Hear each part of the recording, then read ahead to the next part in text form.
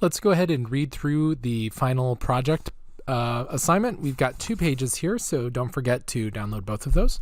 And once we've gone through these, we'll go ahead and play around with what you need to do to set everything up correctly. All right, so you have your final project poster and program cover. Format to turn in, you're going to have 5 JPEGs, so make sure you name them all correctly. I have a specific naming convention for each of them, so follow along on that. You're going to have a color poster that will be in CMYK mode, and that will be your last name, then your first name, dash CMYK, dash poster, dash whatever version you're on for this. And you'll want to make all of these match the same version number. So if you end up having to redo one, resubmit all of them with the correct version number so I know what's happening. You're going to have one RGB version of the same poster, and this one will be your last name, your first name, dash RGB dash poster, and number that correctly. You'll have one black and white RGB version of your poster, and I have that in that it's RGB, but I would make that off of the CMYK one so that everything works in and I'll works and is ready for print, and I'll explain that in a bit. So you'll need to save that in the last name dash first name dash BK for black and white dash poster number, so whatever the other numbers are. And then you'll have for your program covers a CMYK version that will be last name dash first name dash CMYK dash cover dash the numbers. And here's where it gets tricky. A black and white CMYK version of the program cover, and this one will be named last name dash first name dash black and white dash cover dash the number. Most versions of Photoshop, you cannot apply the black and white filter to CMYK. So what you need to do is make a copy in RGB, do the black and white filter, then flatten all that out. Since this is a copy, it will be fine once you're happy with all of the leveling and all that. Set it to CMYK, and we've gone over this process before.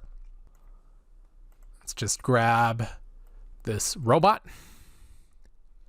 And what you would do if you're in an RGB mode is go to Edit, Convert to Profile, and then set it to your CMYK profile. Don't just go image mode CMYK. That will make decisions for you, and you want to make those decisions yourself. So don't forget on the program cover, you need to have an RGB copy just so that you can do the black and white adjustments. Then you need to, after you've done the black and white adjustments, save out, duplicate it, save out a copy, however you want to do it. Get a copy of this thing so you can flatten it down and convert it to CMYK. So in this case, I would do this, Control-Alt-Shift-E to create a copy. I'm just going to right click on the layer and tell it duplicate layer to a new document. And then in this new document, it's just this one layer. I'm going to go to Edit, Convert to Profile, CMYK. I'm going to use the Ace Engine Perceptual, should be fine for this. And okay. Now at this point, now that we're in a CMYK mode, I'm going to go ahead and level it because I can adjust this quite a bit after the fact. All right, and then voila, I have a black and white version of the process. Now, the reason that I have you saving JPEGs is that PNG files don't support CMYK mode. So JPEGs do. Be careful when you save out the JPEG. I'm just going to do one real quick, file save as, and I'm going to save it as a JPEG. Notice when I press save on this, I have some options. I'm going to use the baseline standard, and I'm going to crank this thing up to maximum so it does as little compression as possible. A JPEG does have some compression, very, very, very, very, very little, to the point that I have seen museum prints or prints in museums that I was told had used JPEG, and people didn't really notice any loss, because if you have enough pixels, a human being won't be able to notice the first few saves. It takes quite a few. The computer can detect it immediately, but a human generally takes a little bit. So that's how you convert that to black and white and CMYK. So keep that in mind. All right. If you've got a color printer, go ahead and print a copy of your completed posters and take a look at them, see what they look like. So yeah, don't forget to do that. But I have this caveat: if you are still doing assignments for a writing class or for science class or anything that requires you to print stuff out, do that first, because you don't have to turn this stuff into me, but you do have to turn in your other assignments that require a printer. And I would really feel bad if you use the last of your ink or the last of your paper on a non-required step in this assignment. So, if you've got the supplies and you're in the clear for everything, I absolutely recommend printing a few of these out so that you can get an idea of what they look like. If you're in the least bit concerned, if you haven't printed stuff yet and you have to for another class that's a requirement, do that first. I don't want you to use supplies that you need to graduate from school on an optional step inside of it. When you're in the working world, I highly, highly, highly, highly recommend printing at many different steps so that you can just put them up against a wall. You'll see just changing the venue from a screen to something else.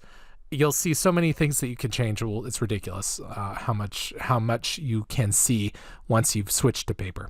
All right, so for the size, the posters must be 8.5 inches by 11 inches. They can either be horizontal or vertical.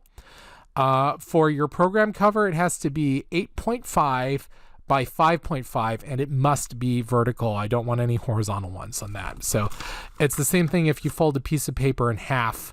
It would be like a tiny little book.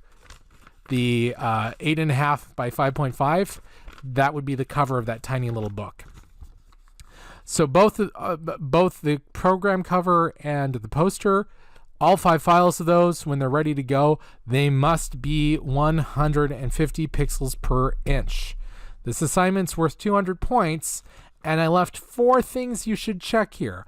Make absolutely sure you name the files correctly. Don't put the pound, put the actual number of them. Don't put last name, put your last name. Don't put first name, put your first name, whatever that is. Make sure the CMYKs match the CMYKs, the RGBs match the RGBs, all of that. If you need to toss them back in Photoshop and take a look at what mode they're in, or see where they are over there, or go to image size to check to see that the sizes are correct, any of that stuff, feel free to do that and save out another copy to another folder somewhere. Be as paranoid as you need to be. Make sure they're correct. All right. Make sure they're JPEGs. I do not want to get a Photoshop document of any of these. I want to have JPEGs. Make sure they're JPEGs. I'm being very clear here. They should be JPEGs. So if you're running on like 30 Red Bulls and you've gone through, a 48-hour day and you just realized you haven't turned these in, do double check their JPEGs before you turn them in. Even though you're going to be jittery and exhausted, get going on that. Make sure that the sizes, resolutions, and color modes are correct for each file. Guess what I'm going to be grading on this particular assignment? A lot of your points are going to come from the file names, the fact that there are 5 files that are JPEGs, the fact that the sizes, resolution, and color modes are correct. I want to see all of those right, because we've been doing this all semester long, and when you go out and get paid, the people that you're going to be working for are going to tell you that they want certain sizes, certain file types. Before you accept, you can, at that point, talk to them about different options and variations that they have and what you prefer. But after you have taken their money and you are doing their work, you're going to make them the correct size, the correct format, the correct resolution, the correct file type. Everything is going to be to spec. And then you're going to make sure that it works before you turn it in. You won't have any corrupted files. You're going to check that. And so now's the time to start. We're going to do the same thing right here in this class. It's time. All right. Now, as to the rest of this very noisy assignment, welcome to the end of the semester and congratulations on completing the second MJC Photoshop class, CMPGR 236. It has been my pleasure having each and every one of you in my online class, especially those of you who ask me questions. I always appreciate that. I love making those Q&A videos. So if you have any last questions at the end of the semester that you're like, I really want to know XYZ, shoot me a message in Canvas, and I will do my best to make a little video and post it up so that we can have even more knowledge out there on the web. For the final project, you will be creating a poster and a program cover for a local event. The goal of your poster is to be a visually interesting advertisement for an event. The poster should be attractive to viewers from a distance. You will need to concentrate on making sure that your design can be poorly reproduced and still be legible, since clients may run poor quality printouts of your work through old photocopiers before posting the posters. This has happened to me. One of the first posters I ever did went through a terrible printer, and it looked like a big gray blob, and I felt awful. That was my work up there, a big gray blob slammed on to just dozens and dozens of buildings and doors and boards everywhere. It emailed off, and it looked like crap. It was terrible. So I warn you, make sure that it can reproduce when the client's equipment's bad. That way it won't reflect badly on you. You'll also need to make sure that the poster is visually interesting when viewed in detail up close, since the clients may use your posters online. This is the true design challenge of a poster. Can it look good close up and far away? When you do this for actual clients, you will need web and print versions of the files. Often, you will need multiple resolutions and sizes for the web versions, but we're going to be skipping that for this assignment. I think that this alone is plenty of work for you, especially at the end of the semester. So we've got the 150 pixel per inch, 8.5 by 11 for the poster, and 8.5 by 5.5 inches for your program cover. That's the only one I'm going to ask for. I'm not going to have a whole bunch of different weird versions cropped in. That's all I want. All right. You will need to submit both a CMYK and an RGB version of the poster, but only a CMYK version of the program cover. Traditionally, program covers are only printed, so I don't need an RGB mode. I would strongly recommend designing and working in CMYK mode and then converting a copy to RGB mode when you're finished. This isn't always possible, though. If you're relying on filters and effects inside of Photoshop, many of them will only work in RGB mode. And that's another challenge of working on this assignment because of that constraint. Sometimes you're just going to have to be very careful with your colors so that when you convert it to CMYK, you'll still have something that will look nice and reproduce well. And that's a challenge you've been facing for the last few assignments. So I feel as though you're ready. Make your judgment call. Do you need to be in CMYK or do you need to be in RGB? RGB will be fine, but keep in mind some of your colors may change.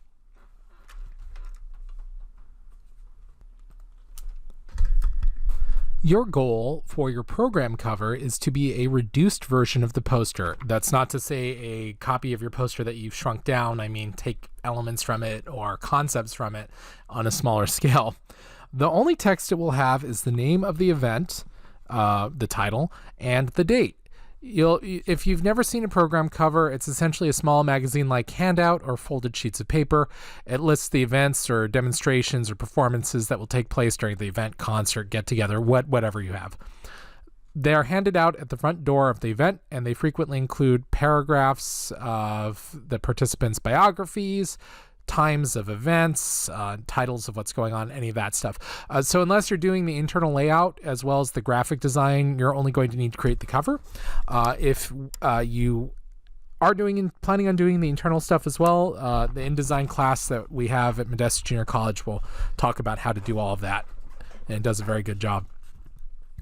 How to select an event for the poster? Sorry about that. I almost said, how do you do it? Well, you pick one. If you don't know a group putting on an event, that's fine. Modesto Junior College has dozens of events every year. To select a previous, current, or future event to make a poster and cover for, go to the mjc.edu website and scroll down to the bottom left of the main page. You should see the event calendar link in the events column. This will take you to the event calendar. Let's go ahead and do that so that you can see what that looks like. So it's not just me talking into the void. Modesto Junior College website, that's mjc.edu. Events, the event column, event calendar. Boop. Click on that. It'll pop on open. And we have the event calendar. Check this out. We've got all kinds of stuff. Here is, for example, the electronic music concert. This is always a fun one. It will pop open and we'll say a little bit about the electronic music concert. You can click on the more icon and it'll bring up additional information for you. So in this case, we see when it's occurring. The December 2019 one is occurring on December 4th. It's a Wednesday. The time, the location, event type, contact information, the department, and then they have an event URL. Let's see if this one goes where we want it to go. And this is the division. Well, that's pretty cool. And we'll talk a little bit about it. From here, we could scroll around until we locate additional information. I think they also have this, and I think this is actually what we're looking at right now. Sure enough, it's the exact same piece of information. But this is sufficient to do a program and poster. You have the title, Electronic Music Concert. So you're set on that. There's actually usually a clever name for these, so it looks like this was a while ago. If you're curious, you can also email the instructor. They could get back to you probably in time. Anyway, that's the event calendar. And this will allow you to look for an event that's appealing to you and one you'd understand well enough to do a design. There have been some science events that would actually be pretty hard to make a design for. They're talking about very abstract stuff. Then again, maybe you'd be good at that. If you feel the desire, do it. I would strongly advise not selecting an art event, since obtaining copyright-free images relating to the event could be impossible, and creating a pure design-oriented poster would require understanding the past events theme. Then again, you could get really clever. I showed in an earlier video, a student used pictures of art museums or things that looked like art museums on his poster, so that it looked like an art museum advertisement instead of just like the very specific show, which is clever. All right.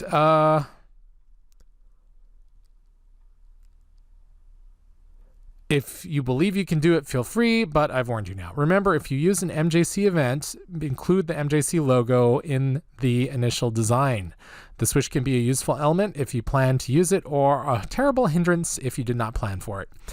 If you have an event that you think would make a good poster or program cover, go for it. You probably don't need to contact me unless you're extremely concerned. I'm going to be pretty lenient on this, so just pick something that you want. Birthday parties, that's great. Do you have I want to make an Easter event poster for an Easter egg hunt? That's fantastic. You want to plan ahead and do some kind of Christmas party? Great, do that. You want to have a 4th of July party? Great, make a poster for that. And sky's the limit here. But you do have some required elements on the poster. I want to have the title, the location, the date, and the time. If you have access to it, the names of star performers and how much parking will cost. That's useful. Now, if you think it looks bad, you could just say, I'm sorry, I don't have that information, and I'll take your word at it. There's no need to freak out if you start putting that stuff on. It looks terrible. But if it is an MJC event, you're required to include the MJC logo. You'll see that on the next page below. And now for the program cover, you need much less information. I just want the title and the date. So put in like March 17th, blah, blah, blah. You can have March 17th, 3 p.m., blah, blah, blah. That'll be fine too. Whatever the time is on that. Now for page 2, I have this in bold. This has been the rule all semester. I'm not breaking it here. All images must either be your own or copyright free. All fonts used must be free for commercial reuse. That's all the default fonts, by the way. If you're not sure, it's whatever's on your computer by default. That's fine. When we went to DaFont, remember I told it specifically, I want the 100% free for reuse, and that was fine. And again, that's why I recommend DaFont. A lot of the font sites don't honestly have that information, so it's kind of a crapshoot on it. There's also I believe it's called Blambot. I recommended it last week. Blambot is great. They make their own fonts, and so any of their free fonts that they have available, you can use that. But these are generally more for written illustrations, stuff like that. It looks like handwriting, I should say. So if you're planning on doing a comic book, comic strips, that kind of stuff, These guys are awesome for that. And they also sell fonts, and so you can buy them. They're not too expensive. And you can use them for whatever you want, and they're good to go. This is a pretty cool one. And here's the license. Looks like it's for nonprofit and indie comics use. It costs nothing. Basic desktop, 1 to 2 seats. It's $40, 1 to 5 seats. So if you plan on putting it on the web where it's going to be everything, it's only 40. How about embedded? 400. So if people can get to it, then they want a whole lot of money. If people can't get to it, if you're just printing it, then it's either $40 if you've only got like it installed in 1 to 5 desktops. For this class, nonprofit / indie comics use, I'm going to allow that. Just to let you know right here and now, it doesn't say in the instructions, but I'm perfectly okay with you using these fonts because that's as far as they're going. However, if you decide to print these out and sell them, I expect you to come back to the site and buy these things. So if you print out a book out of this poster for some reason, go give them money. they made a font. So, but for this assignment, yeah, that's fine. And that's also for your, that's a really good font too. If you want to use it in your portfolio, then I imagine, that's non-profit. Well, I'd give them $40 if you want to toss it in your portfolio. If you don't have the money, just shoot them an email. I'm sure they'd be cool with it. So ask and find out on that. All right, to create copies of your black and white image, start with a copy of your final color image, then use the black and white adjustment layers, then alter the image as needed to restore the design. Remember, you can't apply the black and white filter to a CMYK image, so make sure that you first convert it to RGB, and you can do that by going to Edit, Assign Profile, and then assign an RGB profile to it.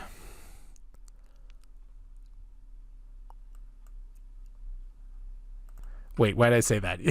Don't do that. Go to Edit, Convert to Profile, so that you can convert it to the RGB profile. That was silly of me. If you assign a profile, it will assign the profile for the mode you're in. For example, if you're in CMYK, you can switch between the different CMYK profiles. We covered this in class. I guess I just had a brain burp there. So, for example, you can set it to this Japanese newspaper. You can set it to web-coded, any of those things. But in order to get to the RGB, what do you have to do? You have to go to Edit, Convert to Profile. Oh, I really messed up on that one. And then you can set it to, I keep using the working RGB sRGB IEC 6 1966 version 2.1, because that one, regardless of how bad any of your monitors are, that one will work on all of them. When you go professional, this is probably not one you want to use. You probably want to do something more along the lines of the Adobe 1998 would be pretty good, for example, just so that you don't have to be reduced to such a small color space. So anyway, switch it to RGB, and then once you're in RGB mode, convert it to black and white. Then once you've converted it to black and white, Edit, Convert to Profile, convert it back to CMYK. That's going to be the process you're going to do in order to make this work. So for fonts, as I've said several times, I would recommend going to dafont.com and then use their more options, search for the 100% free or public domain fonts. You can alter text in Photoshop. We've shown you how. If you know Illustrator, feel free to use that program in conjunction with Photoshop. Use all the tools at your disposal to create alterations. Don't even worry about that. This assignment's about creating and managing those files. So if you have pieces that you want to bring in from Photoshop, or you've rendered out in Maya or something like that, bring them into Photoshop, composite your image, and you're good to go. Okay, you can also convert your text to paths and do similar alterations. This can cause difficulties later if you need to alter the text. I would recommend converting the text to smart objects. Remember, layer smart objects, convert to smart objects. We've been doing it all semester. You can also use text as clipping masks, the old alt-click below it, and then handle all that. It goes through that. I think I forgot to show you guys this. Another thing you can do, if you need to use the text as a way to knock something out, and just in case I did not show you this yet, here it is now. So let's say we have this black bar and we want to use text to knock out 2 behind it. to whatever's behind it. I would come in, just gonna make the text white so I can see it.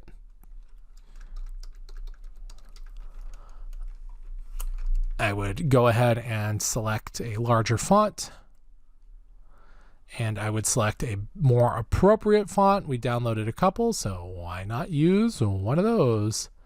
Well, partially because it says the R is Blade Runner, so that might be tricky to use. So let's not use that one in particular. Let's instead try.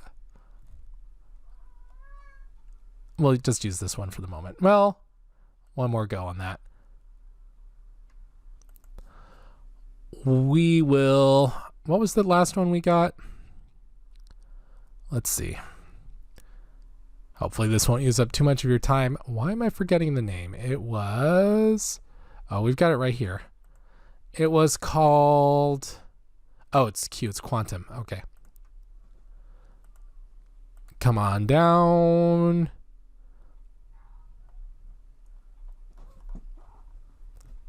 Oh, that's odd. I swear we saw it earlier, didn't we? Oh, there it is. I just missed it. Ah, there we go. That's a good looking font. Okay. So in short, we have a text layer above the object we're going to knock this out of. And this isn't just like a clipping mask, because a clipping mask means that the object below would clip to it. So, you know, you get that. We want the reverse of that. The way you want to do it really is to group it. This is an old technique in Photoshop. And so grouping tends to make it work a lot better. We're going to use a knockout effect. And what that will do is take the item that we're knocking out and mask out all the stuff until it hits what's the outside of the group, the first item outside of the group. So I'm just going to double click my font and notice knockout. We have shallow and we have deep. Deep will go all the way to the bottom of the stack. In this case, it would be this background. Shallow will go down to the bottom of your group, and we have it in a group, so we're going to do the knockout on it. But the other thing is that we need to knock down the fill opacity, ta-da, so that it will show through, and we'll tell it okay. You can also do cool stuff by turning on and off the RGBs so that you get a color tint on that. And on the text itself, you can also apply all of your standard stuff like strokes. So if we, for example, did an outside, well, we won't see that. Let's not do a stroke. Let's do a,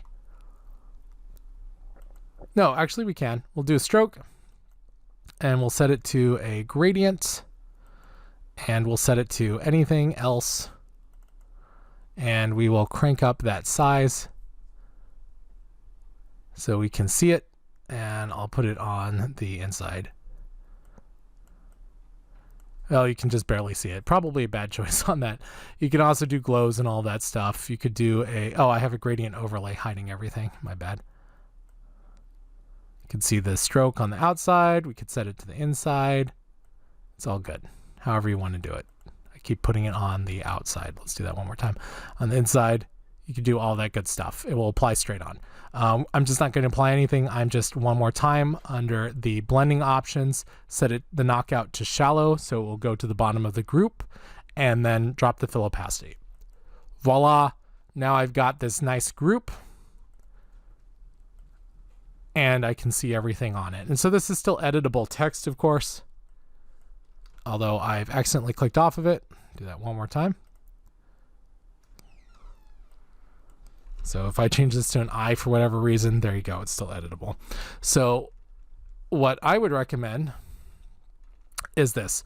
Once you have the text anywhere in there, right click on that text, and I'm just going to convert it to a smart object.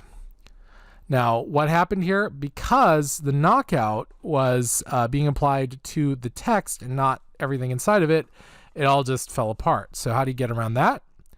On the group itself, right-click the group and convert it to a smart object. And even though it's in a smart object, notice that the group still new to knock that out. How cool is that? Remember, this is the shallow knockout. This is not going all the way to the background like a deep knockout does. It just goes to the bottom of the group. So in modern versions of Photoshop, that's not really required. As long as you don't edit the text, it will be fine. It will just ask you if you want to resolve. You just don't resolve, whatever. This is a font that we downloaded. If you know you're going to be working in older versions of Photoshop, you have to convert the text to a smart object to ensure that it will look the same however people open it. Essentially, the smart object will wrap it so you see a rasterized image at the top. But if you go into the smart object, at that point, it would ask you to convert it. So there you go. I just wanted to show you that before we went on any further because it's one of the many transformations.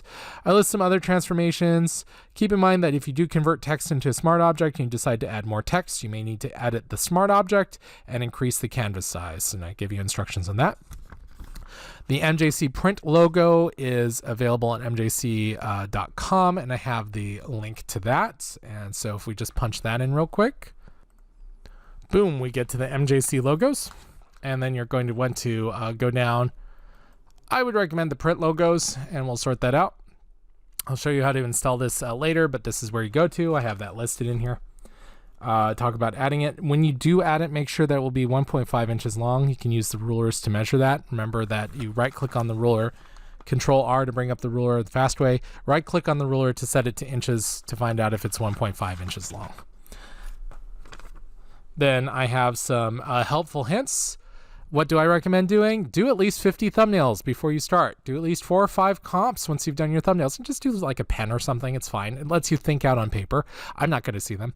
Gather and install your free for commercial reuse fonts and back them up in case you need to use them for later edits. Toss them on a flash drive, email them to yourself, whatever you have to do. Just make sure you've got a copy. So some other fun things. Puppet warping is a great way to make some fun fonts. Don't save the text elements for last. Plan to use them from the start so they can be woven into your design rather than tacked on top at the end.